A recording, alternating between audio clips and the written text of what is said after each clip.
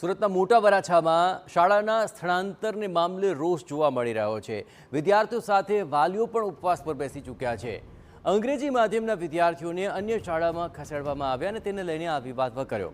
શાળા નંબર 354ના સ્થળાંતરના મામલે વાલીઓની અંદર ભારોભાર રોષ છે। વિદ્યાર્થીઓ અન્ય શાળામાં ખસેડવાના નિર્ણયથી આ વિવાદ હવે તૂલ પકડી રહ્યો છે।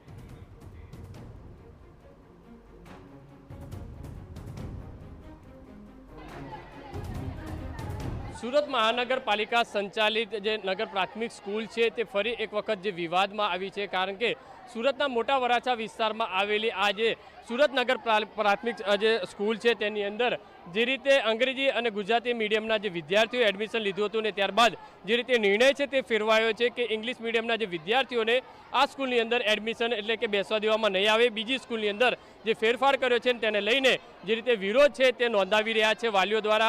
अत्यारे जे रीते दृश्योनी अंदर जोई शकाय छे कि आ तमाम जे इंग्लिश मीडियममां जे विद्यार्थीओ एडमिशन लीधुं छे ते विद्यार्थीओ ते स्कूलनी सामे केम्पसनी अंदर उपवास पर जे बैठा है जोई शकाय विरोध नोंधावी रह्या छे। साथे साथे वालीओ पण जे रीते बाळको साथे बैठा अने पोते विरोध नोंधावी रह्या छे, कारण के जे रीते वालीओ जे रीते आक्रोश जोवा मळी रह्यो छे। जे रीते महत्वनी वस्तु ए छे ते प्रमाणे अहींया विद्यार्थीओ छे वालीओ छे तेमनी साथे बेन केम अहींया बेसવું પડ્યું વિદ્યાર્થીઓ સાથે તમારે? અમે અમારા બાળકના ભવિષ્ય માટે વિચાર કરી રહ્યા છે। અમને પહેલાં આ સ્કૂલ અમને ઇંગ્લિશ મીડિયમ માટે સોંપવામાં આવી હતી, હવે એ લોકો તાત્કાલિક સ્થળાંતર કરવાનું કહે છે, તો એમ થોડી ચાલે। અમને વાલીઓને જાણ પણ નથી કરી, પહેલાં જાણ કરવી જોઈએ ને એ લોકોને। આ સ્પેશિયલ ઇંગ્લિશ મીડિયમ માટે સ્કૂલ બનાવેલી હતી, તો અત્યારે કેમ છોકરાઓને આવી રીતે નવું સત્ર શરૂ થયું તો પણ આવી રીતે એમને બેસીને રડવું પડે છે। અમારા છોકરા 4 દિવસથી હેરાન થાય છે। અમે કલેક્ટર ઓફિસે ગયા, આપણે પંસુરિયા સાહેબને ત્યાં ગયા, પણ કોઈ જગ્યાએથી કાંઈ રિપોર્ટ આવ્યો નથી। એટલે અમે જ્યાં સુધી અમને આ સ્કૂલ સોંપવામાં નહીં આવે ત્યાં સુધી અમે અને અમારા બાળકો અહીંયા જ રહીશું। રાત્રે સૂવું પડશે તો પણ અહીંયા સૂઈ જશું। અમને નિર્ણય જોઈએ છે, અમારા બાળકોનું ભણતર બગડે છે, એટલે અમને આ સ્કૂલ જોઈએ છે, બાળકોને પણ આ જોઈએ છે।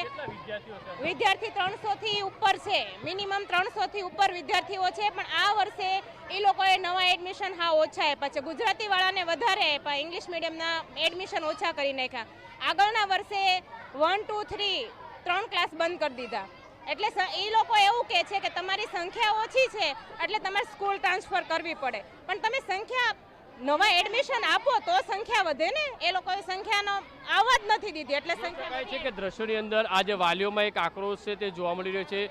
બેન, કઈ રીતનો આક્રોશ વિદ્યાર્થીઓ સાથે પરેશાન? આ ગરમી ચાલી રહી છે અને વિદ્યાર્થીઓ અહીંયા જે સ્કૂલની સામે વિરોધ કરી રહ્યા છે। વિદ્યાર્થીઓ જો અત્યારે ખૂબ હેરાન થઈ રહ્યા છે, પણ શિક્ષકમાં કોઈ જવાબ જ નથી આપતું, નથી પ્રિન્સિપલ જવાબ આપતું। અને મારા બાળકોનું તો અહીંયા ન્યૂ એડમિશન છે અને એડમિશન આ લોકોએ 2 મહિના પહેલાં કન્ફર્મ કરી લીધું। જ્યારે અમે અહીંયા છોકરાઓને મૂકવા આવ્યા તે દિવસે કહેવામાં આવ્યું કે તમારી સ્કૂલ ચેન્જ થઈ ગઈ છે। તો આ લોકોની જવાબદારી છે કે પહેલાં કેવું જરૂરી છે, અને એના મારા બાળકોના સ્કૂલના લીધે અમે ઘર પણ ચેન્જ કર્યું કે સ્કૂલ નજીક થાય ને હવે અમને સ્કૂલ દૂર પડે છે। જે રીતે જોઈ શકાય છે કે આ વિદ્યાર્થીઓ સાથે વાલીઓ પણ જે રીતે જે વિરોધ નોંધાવી રહ્યા છે, કઈ રીતનો આખો મામલો છે, શું માંગ હવે તમારી?